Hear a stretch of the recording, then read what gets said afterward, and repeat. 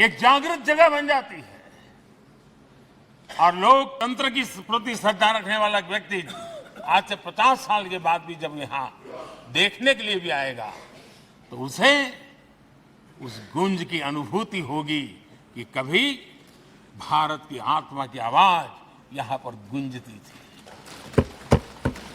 और इसलिए अध्यक्ष महोदय, ये वो सदन है जहां कभी भगत सिंह, बटुकेश्वर दत्त उन्होंने अपनी वीरता सामर्थ्य से अंग्रेज सल्तनत को जगा दिया था बम का धमाका कर। वो बम की गूंज भी जो देश का भला चाहते हैं उनको कभी सोने नहीं देती। आदरणीय अध्यक्ष जी, ये वो सदन है जहां पंडित जी को इसलिए भी याद किया, अनेक बातों के लिए याद करेगा, लेकिन हम जरूर याद करेंगे इसी सदन में पंडित नेहरू का at the stroke of midnight की गूंज हम सबको प्रेरित करती रहेगी। और इसी सदन में अटल जी ने कहा था, वो शब्द आज भी गूंज रहे हैं इस सदन में, सरकारें आएगी जाएगी, पार्टियां बनेगी बिगड़ेगी, लेकिन ये देश रहना चाहिए।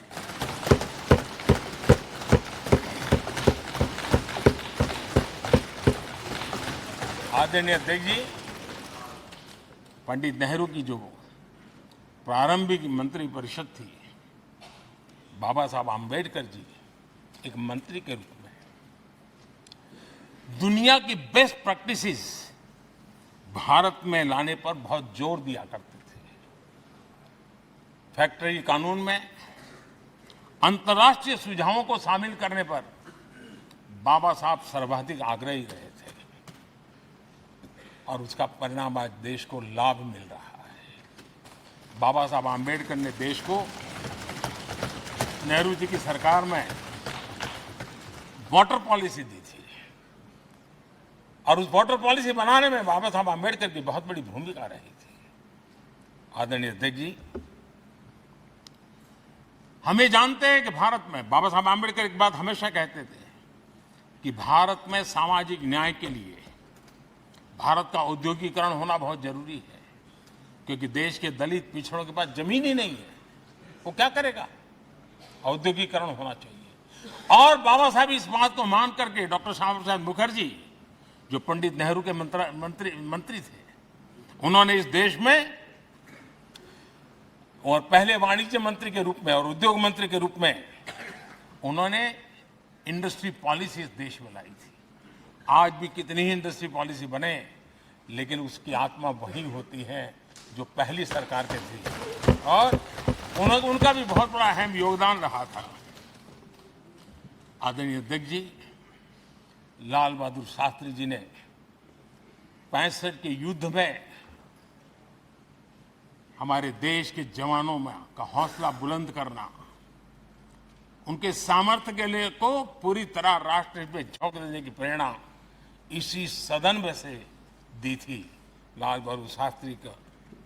और यहीं पर उन्होंने ग्रीन रिवॉल्यूशन के लिए एक मजबूत नींव लाल बहादुर शास्त्री जी ने रखी थी। आदरणीय अध्यक्ष जी, बांग्लादेश की मुक्ति का आंदोलन और उसका समर्थन भी इसी सदन ने इंदिरा गांधी के नेतृत्व में किया था।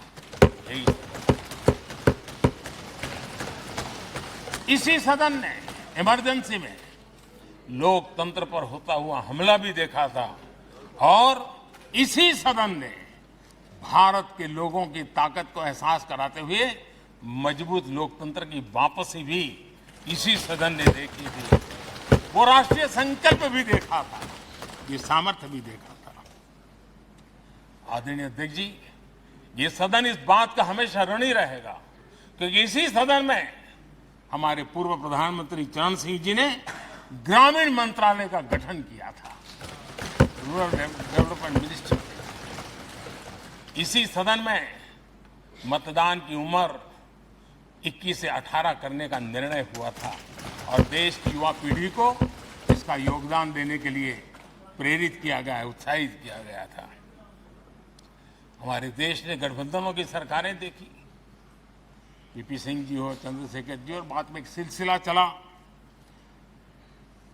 लंबे अरसे से दिशा में देश जा रहा था, आर्थिक नीतियों के बोझ तले देश दबा हुआ था, लेकिन नरसिम्हा राव की सरकार थी जिन्होंने हिम्मत के साथ पुरानी आर्थिक नीतियों को छोड़ करके नई राह पकड़ने का फैसला किया था, जिसके आज देश को परिणाम मिल रहे हैं।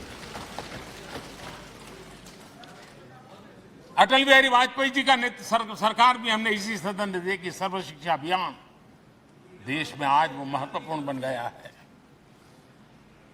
आदिवासी कार्यालय मंत्रालय अटल जी ने बनाया, नॉर्थ ईस्ट का मंत्रालय अटल जी ने बनाया। न्यूक्लियर टेस्ट भारत के सामर्थ्य का परिचायक बन गया। और इसी सदन में मनमोहन जी की सरकार कैश फॉर वोट को भी, उस कांड को भी सदन ने देखा है। आदरणीय अध्यक्ष जी, सबका साथ सबका विकास का मंत्र, अनेक ऐतिहासिक निर्णय, दशकों से लंबित विषय, उनका स्थायी समाधान भी इसी सदन में हुआ।